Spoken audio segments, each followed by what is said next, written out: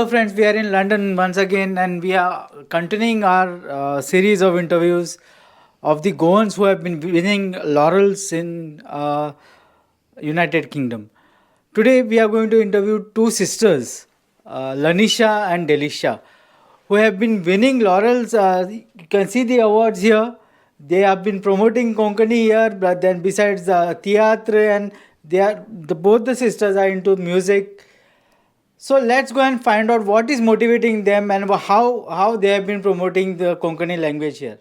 So most of the awards that we have won them through musical shows and mostly theatres and singing competitions as well. And it's mostly by contributing to Konkani stage and Konkani theatres and stuff. So you have, I have come to understand in London that the two sisters, you both, have actually won many accolades, and I have seen the awards. Tell our viewers what exactly do you all do? What is in the field of music? How this has gone forward? Okay, so I'm a singer and I'm a musician. So most of the awards that we have won them through musical shows, Konkani stages, Konkani theatres.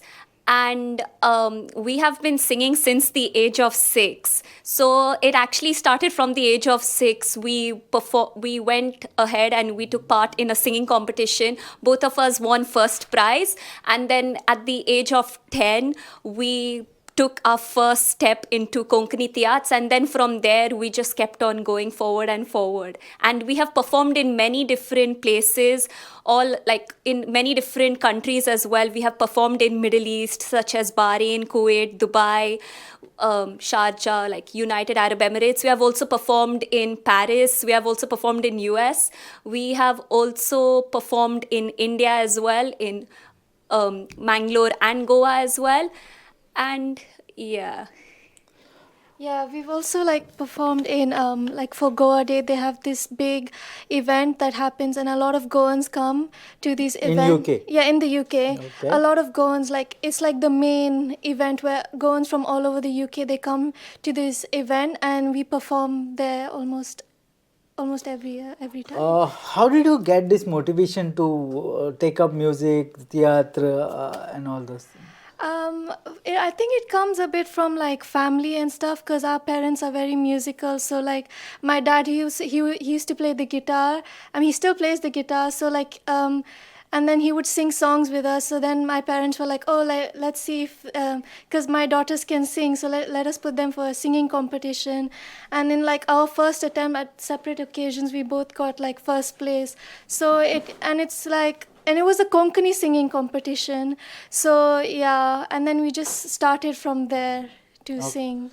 Now, since you all are both studying, tell us about your academics right now. How it has been going on? Okay, so right now I'm in my second year of university. I study biomedical science, and And I study, I'm doing my A levels. I study maths, physics, and English literature.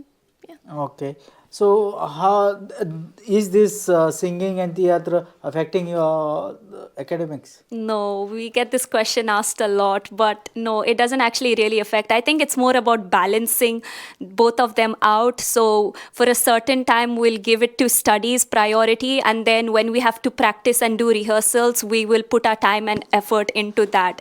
As long as we know how to balance both of it, nothing really like overlaps each other. So, it's not really an issue. Yeah, we mostly practice like a music in the evening. So like the morning time and the afternoon time is dedicated towards like studies and like any household activities. And then in the evening it is like musical related So rehearsals. basically, your parents have been very encouraging in all those Yes, things. they have, yeah. How proud are your parents? They are very proud of us actually. They have been motivating us like for about 10 years now, and they still keep motivating us, like, you know, whenever we have any theatres or any shows to perform, they'll always come to every performance. They'll always be there to cheer us up, to record all our videos, to push us ahead, and to ensure that we are like set and ready basically even whilst performing and stuff. So yeah, they are actually our biggest motivators. As you said, academics is separate and your practice So basically, I don't think you would be having any friends in London then.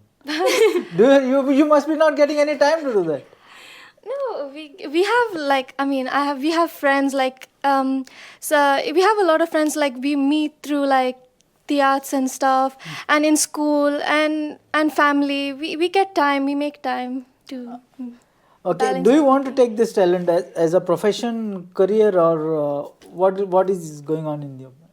I mean, it would be amazing to make this like a full time.